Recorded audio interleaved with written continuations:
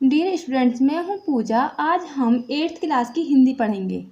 Okay students, chapter number 2, lakh की चूड़ियाँ। इस कहानी के लेखक कामतना जी हैं। ओके स्टूडेंट्स, इस कहानी को पढ़ने से पहले हम इसकी वर्ड मीनिंग देख लेते हैं।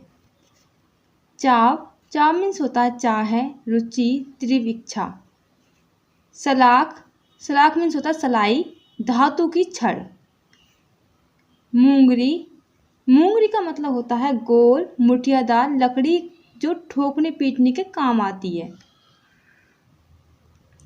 पैर तक मीन्स होता है पूर्वजों का, पिता से प्राप्त या पुश्तैनी। खपत, खपत का अर्थ होता है माल की बिक्री। वस्तु विनिमय, वस्तु विनिमय का अर्थ होता है पैसों से न खरीदकर एक वस्तु के बदले दूसरी वस्तु लेना। कसर, घाटा पूरा करना या कमी।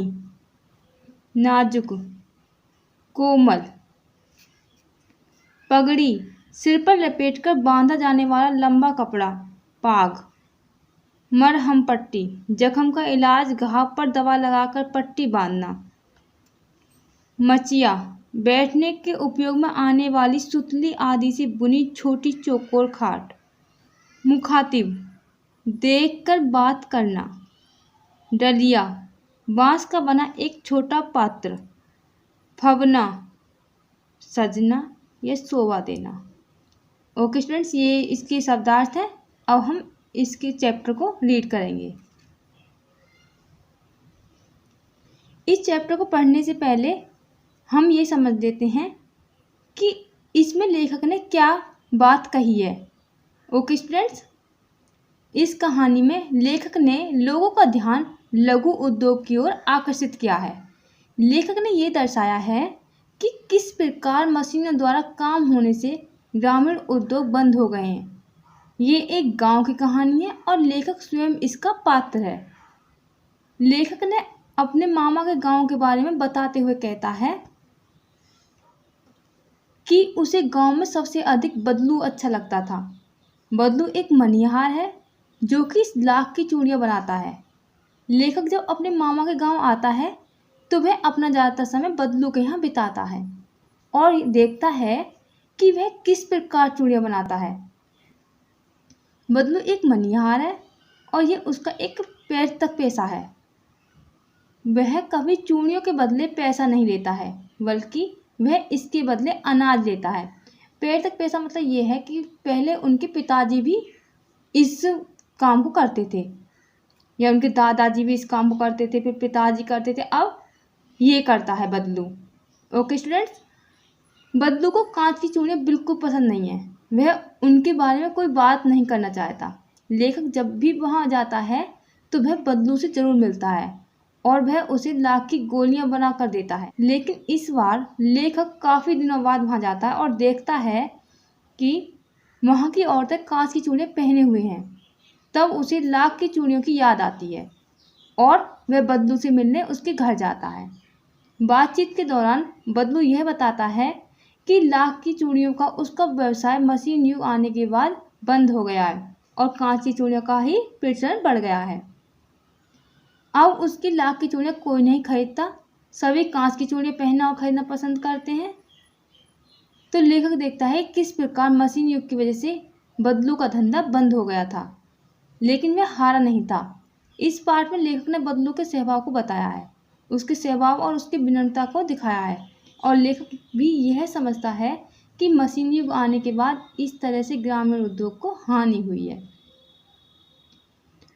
तो ये इस कहानी का सारांश है। अब हम इस कहानी को पढ़ लेते हैं। ओके स्टूडेंट्स, ये अब आपकी समझ में अच्छे से आ जाएगा।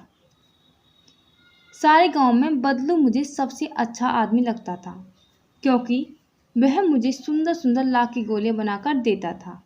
मुझे अपने मामा के घर जाने का सबसे बड़ा चाव यही था कि जब मैं वहाँ से लौटता था तो मेरे पास ढेर सारी गोलियां होती, रंग बिरंगी गोलियां जो किसी भी बच्चे का मन मोह लें। वैसे तो मेरे मामा के गांव का होने के कारण मुझे बदलू को बदलू मामा कहना चाहिए था, परंतु मैं उसे बदलू मामा न कहकर बदलू काका कहा करता था, जैसा कि गांव के सभी बच्चे उसे कहा करते थे।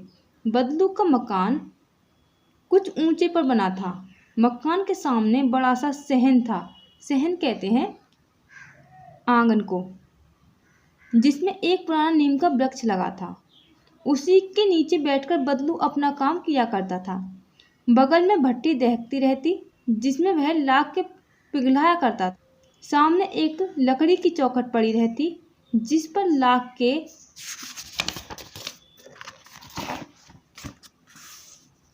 मुलायम होने पर वह उसे सलाख के समान पतला करके चूड़ी का आकार देता। पास में 4-6 विभिन्न आकार की बेलनुमा मंगूरियां रखी रहती, जो आगे से कुछ पतली और पीछे से मोटी होती। मंगूरियां कुछ इस तरह की होती, आगे से पतली और पीछे से मोटी। लाख की चूड़ी का आकार देकर वह उन्हें मुंगेरियों पर चढ़ा गोल और चिकना बनाता और तब एक एक करके पूरे हाथ की चूड़ियां बना चुकने के पश्चात वह उन पर रंग करता। बदलू यह कार्य सदा ही एक मचिए पर बैठकर किया करता था। मचिए कहते हैं छोटी चौकोर खाट जैसी, जो बहुत ही पुरानी थी। बगल में ही उसका हुक्का रखा रहता, जिसे वह बीच बीच में पीता रहता। गांव में मेरा दोपहर का समय अधिकतर बदलू के पास बीतता। ये कौन कह रहा है? लेखक कह रहा है। वह मुझे लला कहा करता और मेरे पहुंचते ही मेरे लिए तुरंत एक मचिया मंगा देता। मैं घंटों बैठे बैठे उसे इस प्रकार चूड़ियां बनाते देखता रहता। लगभग रोज ही वह 4-6 जोड़े चूड़ियां बनाता। पूरा जोड़ा बना लेने पर वह उसे बेलन पर चढ़ाकर कुछ क्षण चुपचाप देखता रहता, मानो वह बेलन न होकर किसी नववधू की कलाई हो।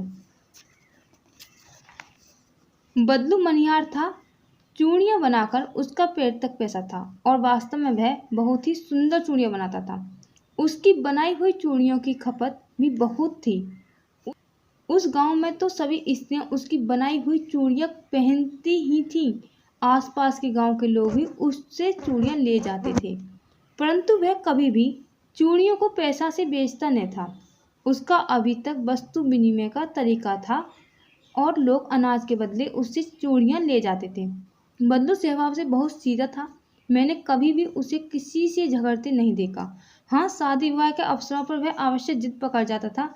जीवन भर चाहे कोई उससे मुफ्त की चूड़ियां ले जाए, परंतु विवाह के अवसर पर वह सारी कसर निकाल लेता था। आखिर सुहाग के जोड़े का महत्व ही होता है। मुझे याद है मेरे मामा के यहाँ किसी लड़की के विवाह पर जरा सी किसी बात पर बिगड़ गया था, फिर उसको मनाने में लोहे लग गए थे। विवाह में इसी जोड़े का मूल्य इतना बढ़ जाता था कि उसके लिए उसकी घरवाली को सारे वस्त्र मिलते, ढेरों अनाज मिलता, उसको अपने लिए पगड़ी मिलती और रुपये जो मिलते सो अलग। तो ये जो उसकी घरवाली थी मनिहार की, बदलू की जो पत्नी थी, उसको तो बहुत सारे वस्त्र मिलते थे और ढेरों अनाज मिलता और खुद बदलू को पगड़ी मिलती और रुपये जो मिलते वो अलग।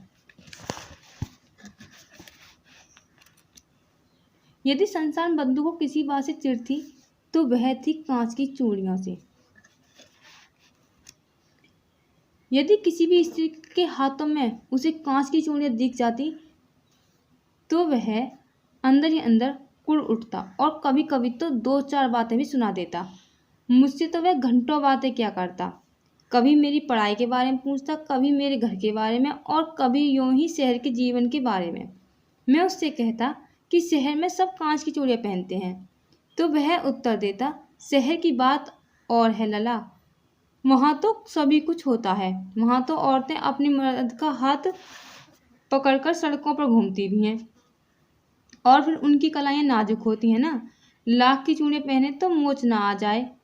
कभी कभी बदलू मेरी अच्छी खासी खातिर भी करता। जिन दिनों उसकी गाय के दूध होता वह सदा मेरे लिए मलाई बचा कर रखता और आम की फसल में तो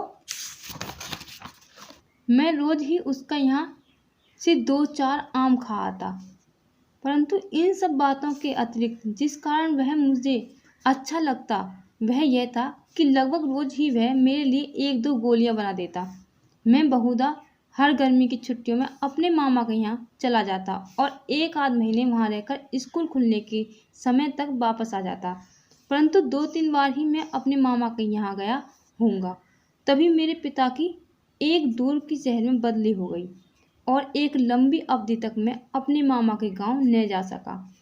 तब लगभग 8-10 वर्षों बाद जब मैं वहाँ गया तो इतना बड़ा हो चुका था कि लाख की गोलियों में मेरी रुचि न रह गई थी। अतः गांव में होते हुए भी कई दिनों तक मुझे बदलू का ध्यान न आया। इस बीच मैंने देखा कि गांव में लगभग सभी स्त्रियां कांच की चूड़ियां पहनी हैं। बिरले ही हाथों में मैंने लाख की चूड़ियां देखी। तब एक दिन सहसा मुझे बदलू का ध्यान हो आया। बात यह हुई कि बरसात में मेरे मामा की छोटी लड़की आंगन में फिसलकर गिर पड़ी और उसके हाथ की कांच की चूड़ी टूटकर उसकी कलाई में घुस गई और उससे खून बहने लगा। मेरे मामा उस समय घर पर न थे। मुझे ही उसकी मरहम पट्टी करनी पड़ी। तभी सहसा मुझे बदलू का ध्यान हो आया और मैंने सोचा कि उससे मिल आऊं। अतः शाम को मैं घूमते घूमते उसके घर चला गया। बदलू वहीं चबूतरे पर नीम के नीचे एक खाट पर लेटा था। नमस्ते बदलू काका, मैंने कहा। नमस्ते भैया। उसने मेरे नमस्ते का उत्तर दिया और उठकर खाट पर बैठ गया। परंतु उसने मुझे पहचाना नहीं और देर तक मेरी ओर निहारता रहा। मैं हूँ जनार्दन काका, आपके पास से गोलियां बनवा कर ले जाता था। मैंने अपना परिचय दिया। बदलू फिर भी चुप रहा, मानो वह अपनी स्मृति पटल पर अतीत के चित्र उतार रहा हो। और तब वह एकदम बोल पड़ा, आओ आओ लला, बैठो। बहुत दिनों बाद गांव आए? हाँ, इधर आना नहीं हो सका काका, मैंने चारपाई बैठते हुए उत्तर दिया। कुछ देर फिर शांति रही। मैंने इधर उधर दृष्टि दौड़ाई, न तो मुझे उसकी मचिया ही नजर आई, न ही भट्टी। आजकल काम नहीं करते काका? मैंने पूछा। नहीं लला, काम तो कई साल से बंद है। मेरी बनाई हुई चूड़ियाँ कोई पूछे तब तो गांव गांव में कांच का प्रचार हो गया है। वह कुछ देर चुप रहा, फिर बोला, मशीन युग है न यह लला। आजकल सब काम मशीन से होता है। खेत भी मशीन से जोते जाते हैं और फिर जो सुंदरता कांच की चूड़ियों में होती है, लाख की में कहाँ संभव है। लेकिन कांच बड़ा खतरनाक होता है, बड़ी जल्दी टूट जाता है, मैंने कहा। नाजुक तो फिर होता ही है लला। कहते कहते उसे खांसी आ गई और वह देर तक खांसता रहा। मुझे लगा उसे दमा है। अवस्था के साथ साथ उसका शरीर ढल चुका था। उसके हाथों पर और माथे पर नसें उभर आई थीं। जाने कैसे उसने मेरी शंका भांप ली और बोला, दमा नहीं है मुझे, फसली खांसी है। यही 1-2 महीने से आ रही है। 10-15 दिन में ठीक हो जाएगी। मैं चुप रहा। मुझे लगा उसके अंदर कोई बहुत बड़ी व्यथा छिपी है। मैं देर तक सोचता रहा कि इस मशीन युग ने कितने हाथ काट दिए हैं। कुछ देर फिर शांति रही, जो मुझे अच्छी नहीं लगी। आम की फसल अब कैसी है काका? कुछ देर पश्चात मैंने बात का विषय बदलते हुए पूछा। अच्छी है लला, बहुत अच्छी है, उसने लहक कर उत्तर दिया और अंदर अपनी बेटी को आवाज दी।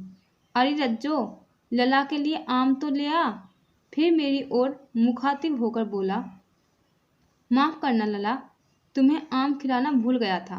नहीं नहीं काका, आम तो इस साल बहुत खाए हैं। वाह वाह, बिना आम खिलाए कैसे जाने दूंगा तुमको। मैं चुप हो गया। मुझे वे दिन याद हो आए जब वह मेरे लिए मलाई बचा कर रखता था। गाय तो अच्छी है ना काका? मैंने पूछा। गाय कहाँ है लला, 2 साल हुए बेच दी, कहाँ से खिलाता। इतने में रज्जो, उसकी बेटी, अंदर से एक डलिया में ढेर से आम ले आई। यह तो बहुत है काका, इतने कहाँ खा पाऊंगा, मैंने कहा। वाह वाह, वह हंस पड़ा। शहरी ठेरे न, मैं तुम्हारी उम्र का था तो इसके चौगुने आम एक वक्त में खा जाता था। आप लोगों की बात और है, मैंने उत्तर दिया। अच्छा, बेटी लला को 4-5 आम छांट कर दो, सिंदूरी वाले देना। देखो लला कैसे हैं, इसी साल ये पेड़ तैयार हुआ है। लज्जो ने 4-5 आम अंजुली में लेकर मेरी ओर बढ़ा दिए। आम लेने के लिए मैंने हाथ बढ़ाया तो मेरी निगाह एक क्षण के लिए उसके हाथों पर ठिठक गई। गोरी गोरी कलाइयों पर लाख की चूड़ियाँ बहुत ही फब रही थीं। बदलू ने मेरी दृष्टि देख ली और बोल पड़ा, यही आखिरी जोड़ा बनाया था जमींदार साहब की बेटी के विवाह पर। 10 आने पैसे मुझको दे रहे थे, मैंने जोड़ा नहीं दिया। कहा शहर से ले आओ। मैंने आम ले लिए और खाकर थोड़ी देर पश्चात चला आया। मुझे प्रसन्नता हुई कि बदलू ने हार कर भी हार नहीं मानी थी। उसका व्यक्तित्व कांच की चूड़ियों जैसा न था कि आसानी से टूट जाए। ओके स्टूडेंट्स, ये कहानी आपको समझ में आई होगी। Thank you.